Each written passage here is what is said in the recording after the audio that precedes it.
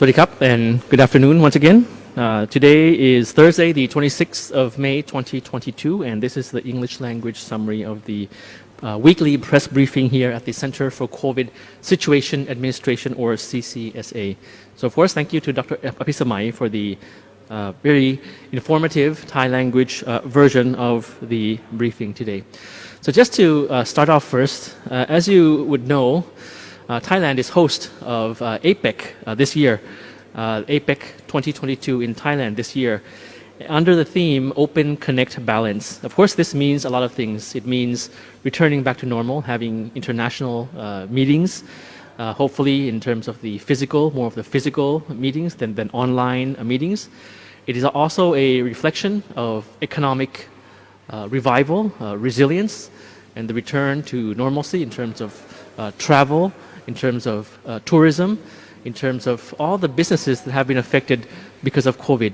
We'll try to revive and power up all of these issues that have been on stall for the past years. And of course, as host of APEC 2022, Thailand hopes to lead the APEC economies in this regard throughout this year.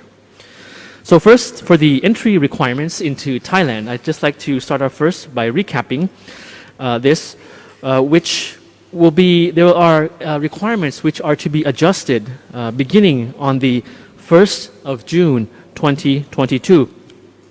Just to recap this, number one is that all quarantine measures for inbound travelers will be lifted on the 1st of June 2022. All quarantine measures for inbound travelers lifted. Number two, Thai nationals who enter Thailand by air and by land will no longer need to register on the Thailand Pass. This is for Thai nationals. And number three, for foreign nationals, they will still need to register on the Thailand Pass system at the moment with a more facilitated process. So firstly, for fully vaccinated foreign travelers, having to provide the vaccination certificates, minimum of $10,000 travel insurance to cover COVID-19 medical expenses, and a copy of the valid passport. And for unvaccinated or not fully vaccinated foreign travelers, will have to provide the COVID-19 test results, RT-PCR or ATK, issued within 72 hours before traveling, the $10,000 travel insurance covering COVID expenses, and the copy of the valid passport. So on the 1st of June, foreign nationals will still have to register on the Thailand Pass, but with a more facilitated procedure. And of course, as time goes by, we will be having, of course, more relaxed measures for everybody.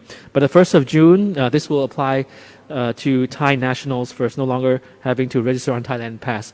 So we'll go step by step, don't worry. The Thailand Pass QR code will be auto-generated as well. This is new. This will be auto-generated immediately after registration, which will be simpler. It's going to be more simpler and more convenient, and of course faster for all applicants.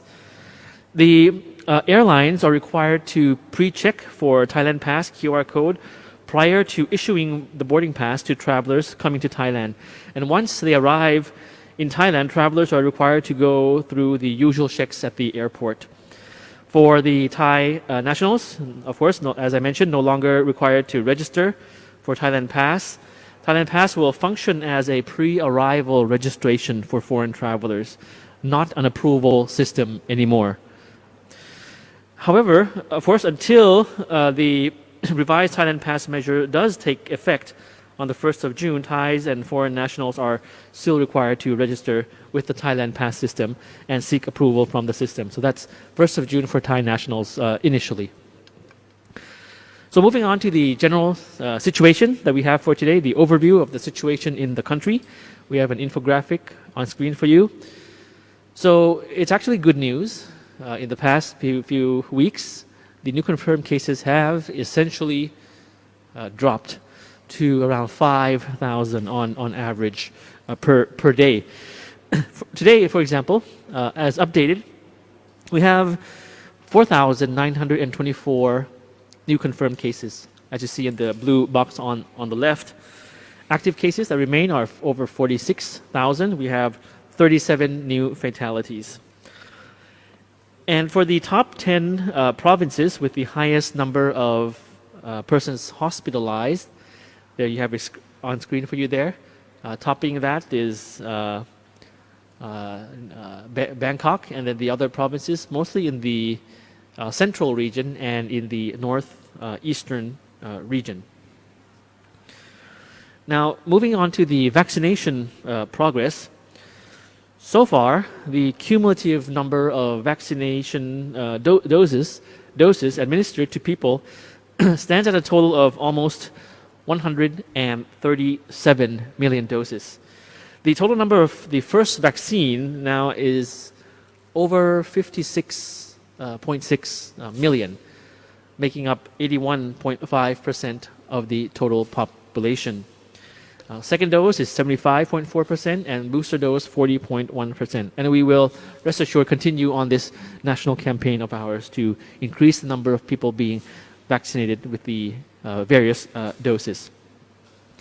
On the transition to the endemic status, many of you have been following this. As the daily COVID-19 infections continue to decline, the Health Ministry is now expecting the transition to occur half a month earlier than previously anticipated. So, according to the Permanent Secretary of the Ministry of Public Health, Dr. Kirtipoom Wongrajit, the COVID situation is continuing to show improvement, and health agencies thus are being asked to prepare plans for accommodating the transition of the disease into an endemic status sooner than expected. So the Permanent Secretary also indicated that the Omicron symptoms in Thailand have been less severe than the seasonal flu, with most of the infected either being asymptomatic or exhibiting typical flu-like symptoms, and the vaccination coverage has also been increasing at a constant rate. So therefore, more restrictions will be lifted so people can live almost like before, but of course under new normal requirements. Now, face masks will be required in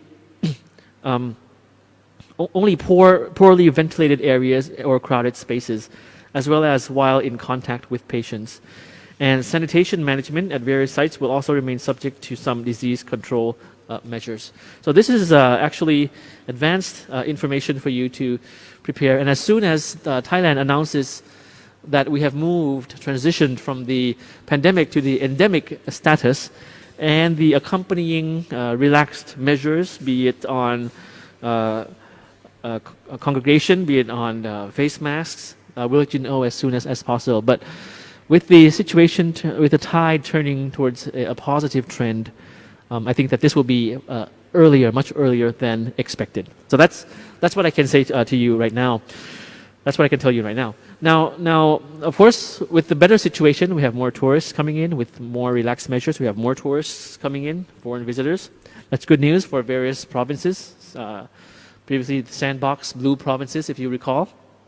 Phuket, for example, is one example, eyeing to welcome up to 5 million foreign tourists this year, hopefully, as a result of the relaxation of entry restrictions.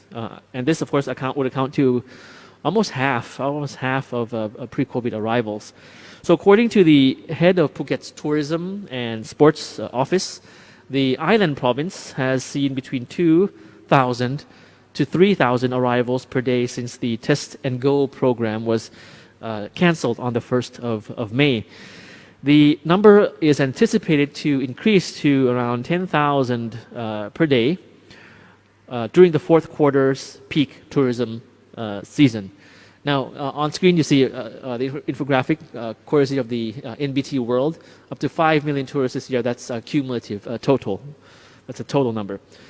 So you've heard about monkeypox, of course. I'll touch a little bit about that. Will be of interest to the English language audience here. Measures have been stepped up to prevent monkeypox outbreak. As you may see in the news, this outbreak in many countries, in some countries. Just to inform you that additional screening measures are now in place in Thailand for visitors traveling from countries where monkeypox has been reported. So according to the Department of Disease Control, or DDC, travelers coming to Thailand must now fill out and present a health declaration card upon arrival in Thailand. The card, which contains a QR code, allows officials to keep track of each passenger and provide appropriate medical care in the event of an emergency. Now, the DDC has established an emergency operations center to monitor the spread of monkeypox in particular, and instructed related units to be vigilant for travelers from certain areas of the world. This includes in Europe and in Africa as well. So the UK, Spain, Portugal, and in Central and West Africa. These are where the virus has currently been detected. And according to DDC officials, any visitors exhibiting signs of illness will be transferred to the nearest hospital for testing. The Health Ministry's director of the Epidemiology Division said that the Emergency Operations Center, or EOC, will assist in screening tourists who may have been exposed to the virus.